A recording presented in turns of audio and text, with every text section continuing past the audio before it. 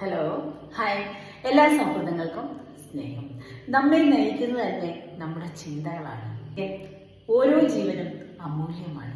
ജീവിതം നാം കരുതുന്ന പോലെ എല്ലായ്പ്പോഴും നമുക്ക് അനുകൂലമാകണമെന്നില്ല. അതിന് അതിൻ്റെതായ ഒരു ഒഴുക്കുണ്ട്.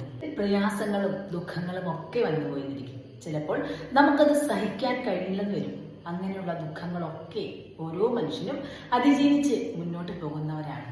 പക്ഷേ നമ്മുടെ മനസ്സിലെ ചിന്തകൾ, അതിൽ വരുന്ന മാറ്റങ്ങൾ, അതിനെക്കുറിച്ച് വ്യക്തമായി നാം മനസ്സിലാക്കിയിരിക്കണം. നാം നമ്മെ കുറച്ചൊക്കെ മനസ്സിലാക്കാൻ ശ്രമിക്കണം. നമ്മുടെ ചിന്തകൾ എന്താണെന്നും അതിലൊരു ചെറിയ മാറ്റമെങ്കിലും സംഭവിക്കുമ്പോൾ അത് മനസ്സിലാക്കാനുള്ള കഴിവ് നമുക്കുണ്ടായിരിക്കണം. മറ്റുള്ളവരുമായിട്ട് നമ്മെ താരതമ്യം ചെയ്യാനും അവരെങ്ങനെ ജീവിക്കുന്നു, നമ്മെക്കുറിച്ച് എന്ത് പറയുന്നു എന്നൊക്കെ ചിന്തിക്കാനും നമുക്ക് ധാരാളം സമയമുണ്ട്. പക്ഷേ നമ്മുടെ മനസ്സിലെ ചിന്തകൾക്ക് വരുന്നൊരു മാറ്റം അത് നമ്മൾ ആരും ശ്രദ്ധിക്കാറില്ല. നമുക്ക് നമ്മെ വ്യക്തമായി മനസ്സിലാക്കാൻ കഴിയണം. വ്യത്യാസങ്ങൾ ഒക്കെ നമുക്ക് മനസ്സിലാക്കാൻ സാധിച്ചാൽ എത്ര വലിയ അപകടങ്ങളാണ് നമുക്ക് അതിജീവിക്കാൻ സാധിക്കുന്നത്.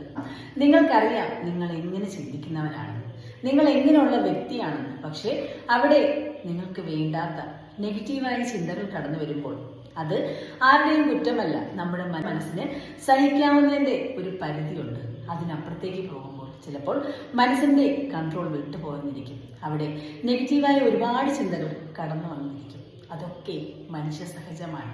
എല്ലാ മനുഷ്യർക്കും അങ്ങനെയുള്ള ചിന്തകളൊക്കെ വന്നു പോകാറുണ്ട്. നിങ്ങൾക്കറിയില്ലേ, നിങ്ങളൊരു വീട് പൂട്ടി ഇറങ്ങുമ്പോൾ നിങ്ങളുടെ മനസ്സിൽ എന്തെല്ലാം ചിന്തയാണ്. വീട് കൃത്യമായി പൂട്ടിയോ, ഗ്യാസ് അണച്ചോ എന്നൊക്കെയുള്ള ചിന്തകൾ. ഇതുപോലെ തന്നെ ചില സമയം ജീവിതം നമ്മളെ വല്ലാതെ ബുദ്ധിമുട്ടിക്കുമ്പോൾ നമ്മുടെ മനസ്സ് നമ്മുടെ കയ്യിൽ നിന്ന് ചെറുതായിട്ടൊന്നായി ആ നിമിഷം നിങ്ങളുടെ മനസ്സിലേക്ക് ചിലപ്പോൾ നെഗറ്റീവായ ചിന്തകൾ കയറി വന്നെന്നിരിക്കും. ഒന്ന് മാറുമ്പോൾ എന്താണ് എനിക്കിങ്ങനെ സംഭവിക്കുന്നതെന്ന് നിങ്ങൾ നിങ്ങളോട് തന്നെ ഒന്ന് ചോദിക്കുക.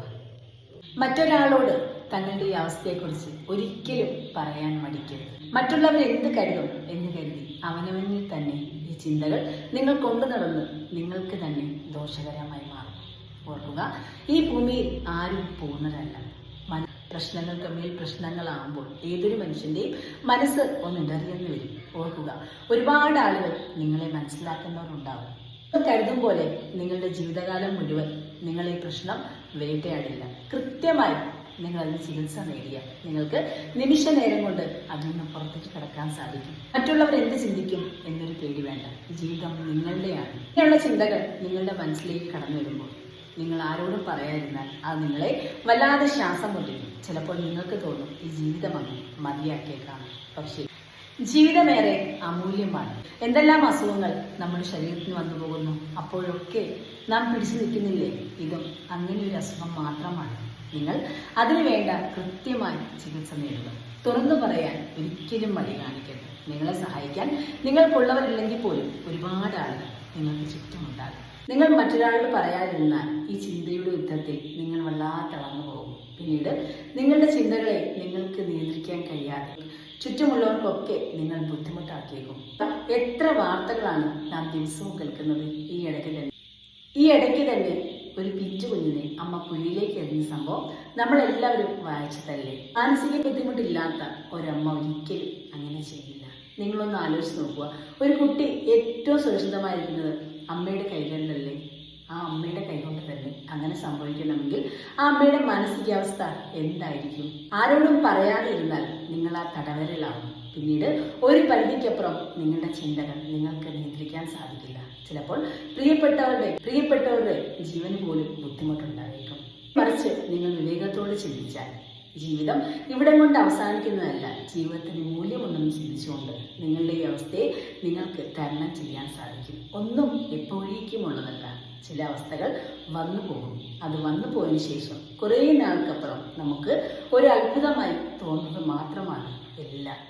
മറ്റുള്ളവരുടെ തോന്നലുകൾക്കും ചിന്തകൾക്കും അഭിപ്രായങ്ങൾക്കും ഒക്കെ അപ്പുറം നമ്മുടെ ജീവിതമാണ്. നമുക്കിത് സഹിക്കേണ്ട കാര്യമില്ല. നമുക്ക് ചുറ്റുമുള്ള പ്രിയപ്പെട്ടവർ നമ്മൾ ആരോഗ്യത്തോടെ ഇരിക്കണമെങ്കിൽ നമ്മുടെ ചിന്തകൾ അങ്ങനെ വഴിമാറുമ്പോൾ നാം അത് നേരായ വഴിയിലേക്ക് കൊണ്ടുവരാനുള്ള കാര്യങ്ങൾ ചെയ്യേണ്ടതുണ്ട്. അത് നമ്മുടെ കടമയാണ്.